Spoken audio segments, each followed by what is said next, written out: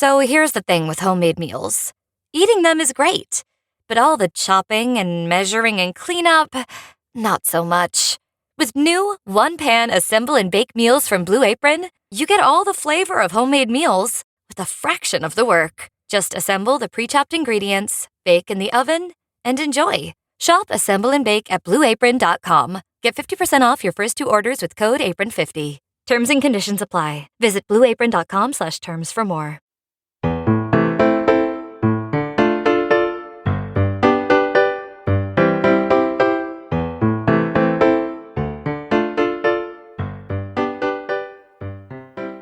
Hey, hi, hello. Welcome back to Don't Quote Me, It's Probably Nothing, the podcast where I get high and talk about weird stuff. I'm Kelly, and today is True Crime Tuesday, which means I'm asking the important questions like, why would you do that? Who thought this would work? How does this make sense in your head? If you're wondering why maybe the quality of this episode is so much better, it's because I'm not doing a video because I missed my little bubble that I felt like I was in when I would do audio, the little audio bubble, you know? So that's where I'm at today. I have been wanting to take a trip down south for a few months now, so we are going to head there today for some very real, very recent, very dumb crimes. No masterminds, no criminal genius, just bad decisions and people making their lives exponentially harder for no reason.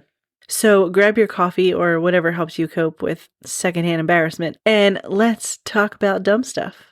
Okay, so picture this. You live in Alabama and you've just been released from jail. You are free. No bars, no cell, no one telling you when to eat or sleep. Like, you've done it, okay? You've won. But then, within minutes, not hours, not days, minutes, you decide to commit another crime in the jail parking lot. Because apparently freedom was just like, haha, JK. So that's what we're starting with. Sorry, I haven't eaten anything all day, so I'm like really, really high. I don't know if that's really a thing, you know? If like you get higher when you don't eat. Kind of like, you know, if you have alcohol and you don't eat anything, you get like drunk quicker, I guess. Maybe I made that up too. But why am I talking about this? So let's get back to our dumb crimes. Okay. Oh, that's why I said it, because I laughed. I'm sorry for all my chuckles that this episode is most likely going to have. I'm apologizing now. Oh yeah, and by the way, this podcast reached 2,000 downloads, so thanks a whole bunch for that, my friends. You know what that just kind of reminded me of? That lady, I forget her name, I'll have to Google it, but I'm not doing it right now, where she has like the little microphone and she's like, hello, my plants. You know who else is really funny? That other girl. I don't remember her name either, but she's like, if your feet are being stink. She's so funny. So funny. I also don't know why I mentioned that, though. Oh, yeah, because I said something and it reminded me of something. Okay, I'm going to stop myself from babbling now, or who knows what will come out of my mouth.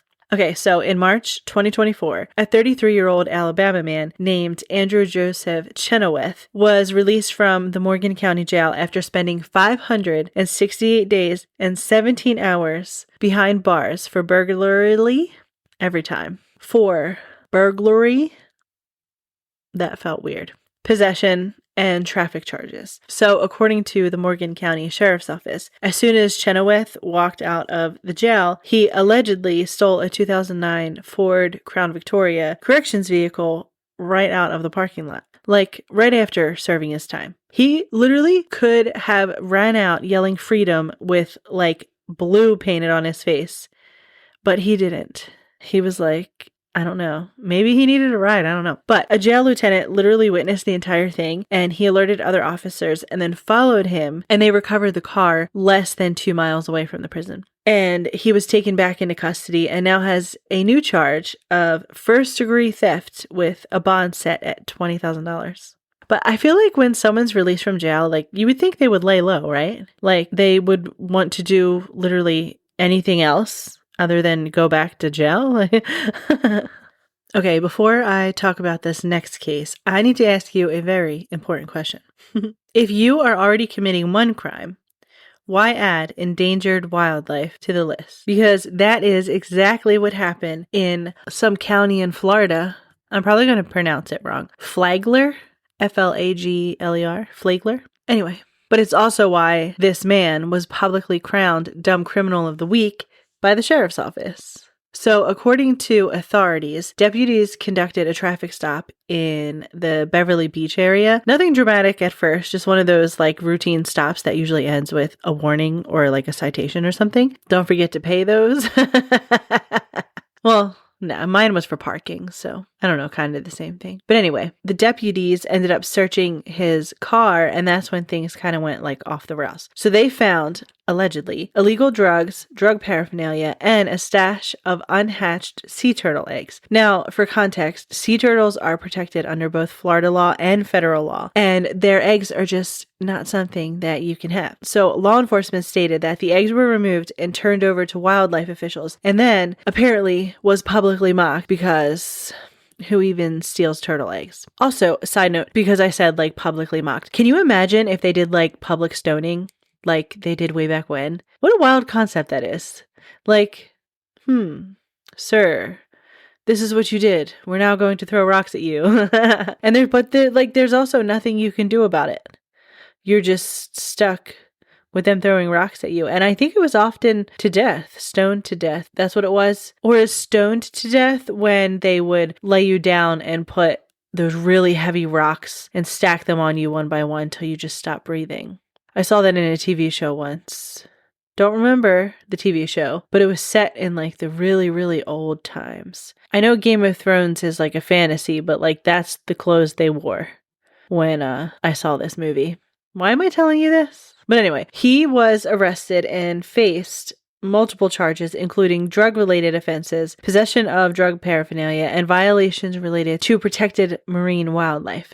So yeah, committing crimes is bad, and committing multiple unrelated crimes at once is worse. So don't do that. Okay, so now I'm going to ask you another question. What makes someone think trying to break into a neighbor's house while naked is a good idea? Because that is exactly what went down in Palm Coast, Florida a couple months ago. Well, by a couple months, I mean like maybe 6 months ago. Almost a year ago. So just after midnight on April 26th of 2025, deputies received a 911 call from a woman who said there was a completely naked man trying to get into her house. Not only was he unclothed, he was forcibly trying to enter the house.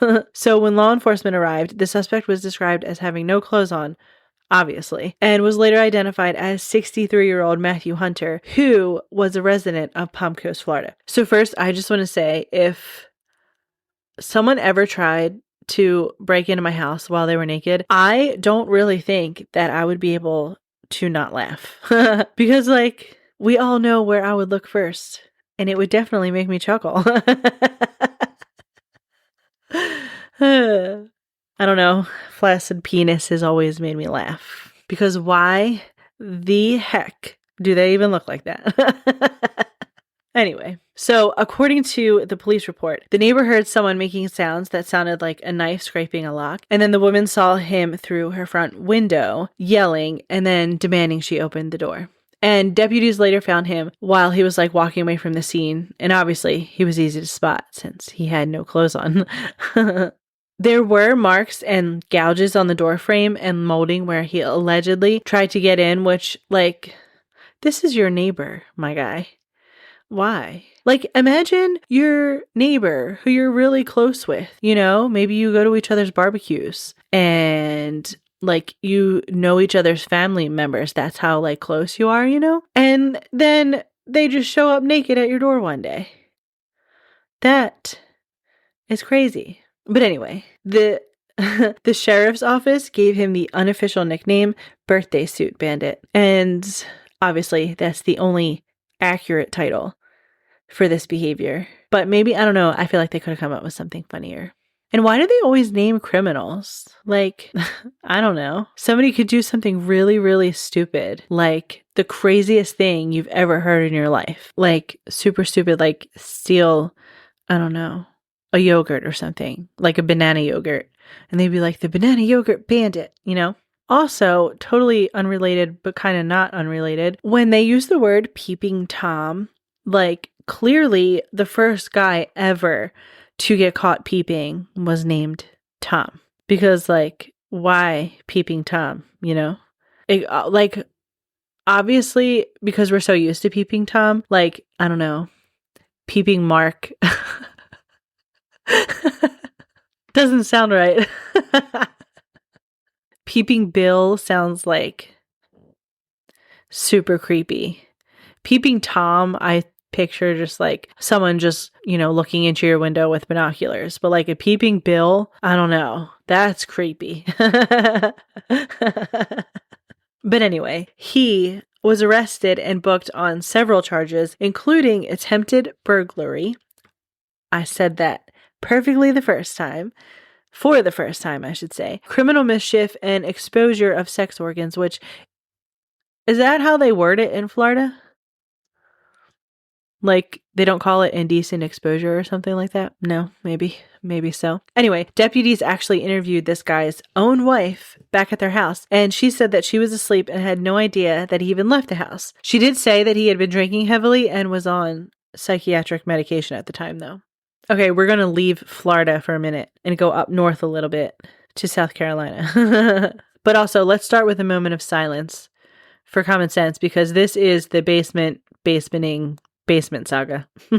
So in Lancaster County, South Carolina, police responded to a report of an unattended death at a home on Churchill Drive on July 25th of 2025. And when officers arrived, one woman was in the house and she was died, which is sad for her. That's sad for her. Maybe we should have a moment of silence for her instead. Okay, go. Okay, we're back. Okay, so that's not an ideal day for anyone, obviously. So as the police began investigating, they found that this whole situation was one of the weirdest, creepiest, and most chaotic cases of the year. So the man living there was 36-year-old Donnie Ray Birchfield Jr. That sounds like a serial killer name if I ever heard one. Anyway, according to police, he was not just living in the house, he was allegedly keeping 4 vulnerable adults in the basement for years. Literally in what deputies described as a basement situation that defies every safety, ethical, and basic human standard that you and I live by. And not only that, Birchfield was also allegedly using their money for himself. So for almost 3 years, from September 22 through 2025, he used their debit cards and bank accounts, and he spent the money on himself and paying off his own credit cards. So according to police search warrants, the charges he faced included 4 counts of exploitation of a vulnerable adult, 4 counts of false imprisonment, 2 counts of abuse of a vulnerable adult, 2 counts of domestic violence of a high and aggravated nature, 1 count of financial identity fraud, 1 count of transaction card fraud, 1 count of financial transaction card theft. That was a mouthful, but probably because that is a lot of messed up messiness. Deputies say that the people in the basement were denied food, allegedly denied food, forced to ask permission to use the bathroom, and in some cases subjected to intimidation and threats. And one woman reportedly told officers that Birchfield would choke her and control her phone and threaten to kill her, saying he knew how to get rid of a body from experience. And the search warrant was executed. Maybe he was a serial killer. Oh my goodness. BRB, gonna go do a deep dive on this guy. See what I can find. Anyway, the search warrant was executed in early August 2025, and they arrested him and charged him, obviously, and his bond was $150,000. But also at that point, authorities noted that additional charges might actually be coming. So this guy better watch out, because he's going to be charged with more stuff. Burr, burr, burr, burr, burr. It is time for the docket of dumb, the moment in the show where we just embrace the unhinged headlines that make you squint your eyes like, huh? With absolutely no context. Florida police name man scumbag of the week for stealing jewelry from senior living residents and selling it at pawn shops. Sorry, I have to interrupt the docket of dumb for a second because saying scumbag reminded me of, if anyone from Delco is listening to this, anybody remember Mike Chitwood, the Upper Darby guy? He'd be like, not in my town, scumbag. He's down in Florida, I believe, but he is literally the same. Wherever he is in Florida, like, he's on the news down there saying the same thing. But I thought that was funny. Did I say his name was Mike Chitwood? That's what his name is, I think. Right? Anyway. Man who burgled 78 times arrested again for burglary.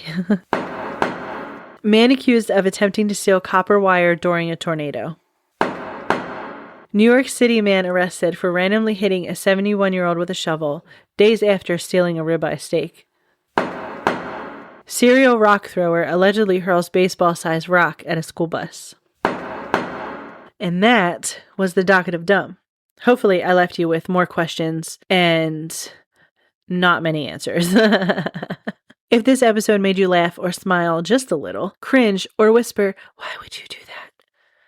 to yourself, make sure you follow the show, rate it, and leave a review on Spotify or wherever you're listening. It helps out the podcast and tells the world that dumb crimes deserve to be talked about. Shout out to those listening on Nighthawk Radio. Go check them out and show them some love. The song of the week this week is World Falls Apart by Reece Ratliff, which honestly feels like the correct soundtrack after today. I'll be back next time with more bad decisions, worse planning, and people who clearly did not think things through. Until then, stay weird, stay curious, go be kind to someone for no reason, and go be amazing.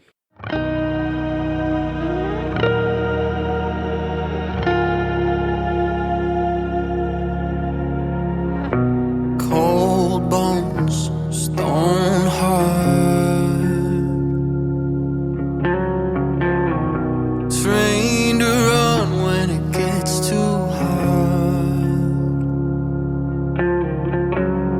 but you saw hope in my broken parts, your ancient soul, a brand new star. Crown me king of the universe, a starlit queen from a dying earth. It's dark outside and it's getting worse, getting worse. All I know is when time stops, I wanna spend every moment in your arms. And when the sky falls, I wanna watch from the mountain top.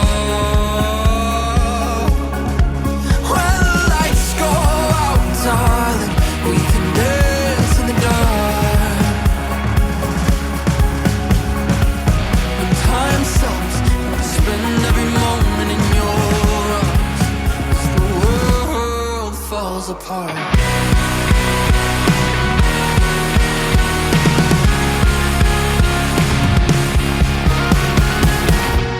Armies clash at the castle door.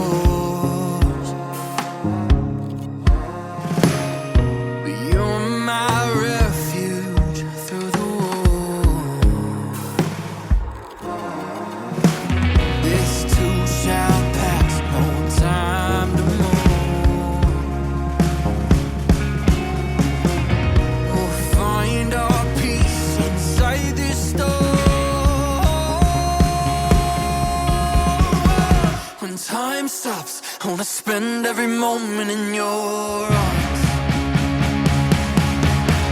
When the sky falls, I wanna watch from the mountain top. When the lights go out, darling, we can dance in the dark. When time stops, I wanna spend every moment in your arms. The world falls apart.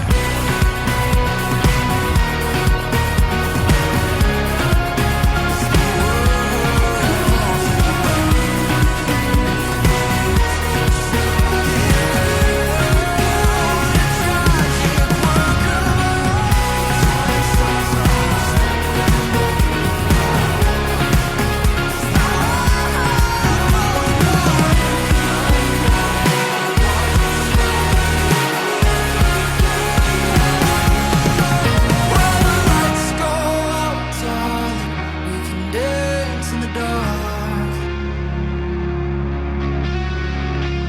And time stops when I spend every moment in your arms.